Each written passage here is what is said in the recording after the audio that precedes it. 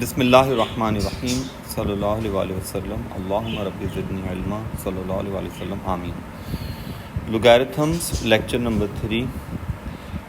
Topics: logarithmic and index forms and the laws of logarithms. We will begin with logarithmic and index forms. So, in logarithmic form, if we have log ay x,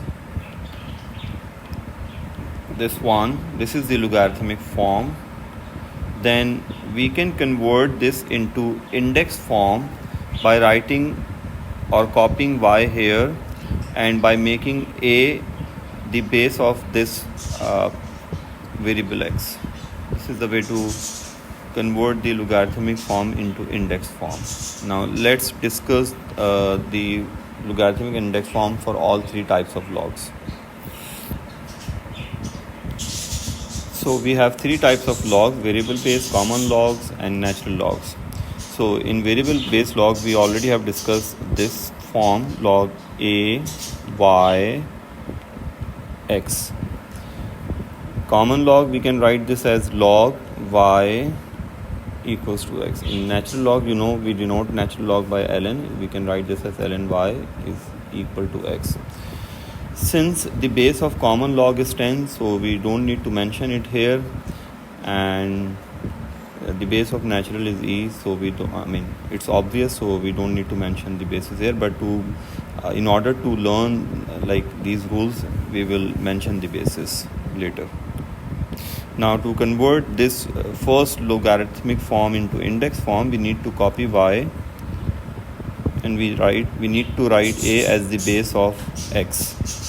Here we should write y 10 to the power x, because the base of this log is 10 and the base of this log is e. So we can write this as y e to the power x. These are the logarithmic and index forms of all three types of logs. Now let's discuss the laws of logarithms. The first law is power law. According to this law, if we have lg a to the power b, we can write this power as the coefficient of this log. It would become log ba. We can use the reverse of this as well. For example, if we have b times log a, then we can write this as log a to the power b. We use it according to the given situation. For example, we can write log 2 cube as 3 log 2. And 5 times log 3 can be written as log 3 to the power 5. Now, the second law is the product law. According to product law, we can write log a times b as log a plus log b. We can use the reverse form as well according to given situation, but make sure while using the reverse form, the coefficients of both the logs must be 1. If not, then make them 1 by using the power law. An important note regarding the product law is if terms are adding or subtracting, then you cannot enter the log in the expansion bracket, in fact. So this is the wrong way. Log can enter in the bracket if the terms are multiplying. So don't use product law in this case. Now the next law is quotient law.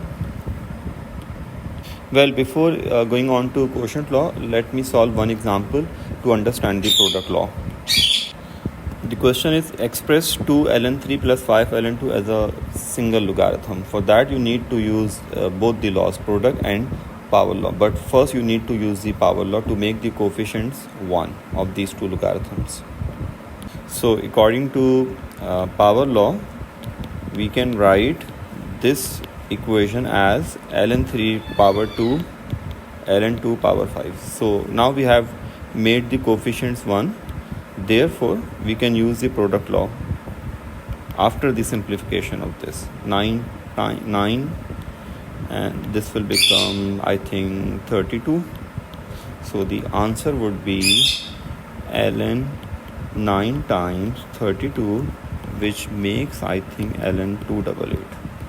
So this is the way to use the product law with quotient power law as well. Now let's discuss the quotient law. This law is used when the two terms are dividing inside the bracket. So if we have this situation, ln a upon b, we can simplify this as ln a minus ln b. When terms are dividing, we can use the quotient law, and we can use it by writing minus between the terms. And the reverse is also possible. So if the coefficients of the logs are 1, this and this, then we can use the quotient law here to express these two laws as a single logarithm. Let's do an example to understand the quotient law. Now this is the question: express 4lg2 minus 2lg3 as a single logarithm. So we need to use the power and quotient laws in this case, because we have to make these coefficients 1 first, and then we can use the quotient law. Therefore I'm using power law first in order to make the coefficient of these two logs 1 first, and then now I have made the coefficients 1. Now I can use I can first simplify this.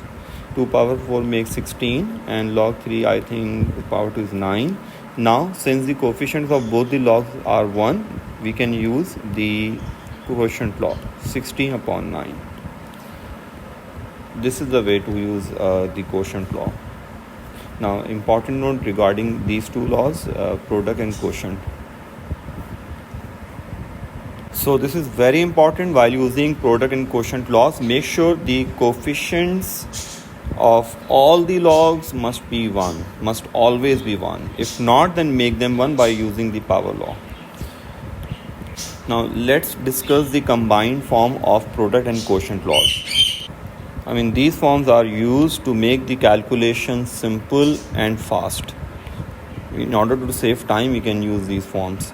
So according to product and quotient laws, we can write this as ln b plus c. Since b and c are multiplying in the denominator, therefore we can use product law for them, ln b plus ln c. And we can further simplify this as ln a minus ln b minus ln c. So basically we use this form instead of using this form to save time. So when the terms are dividing, we write negative sign for them. And another example of this product and quotient law is ln ABCD. So the terms which are in numerator should be opened with positive sign, and the terms which are in denominator must be opened with negative signs. This will make the calculation fast and simple. Let's do an example to understand this combined form of both the laws. In this example, the first and third term have positive signs, whereas the second term and the last term has negative sign. So we need to make the coefficients of all the logs 1, and then we will use the combined form.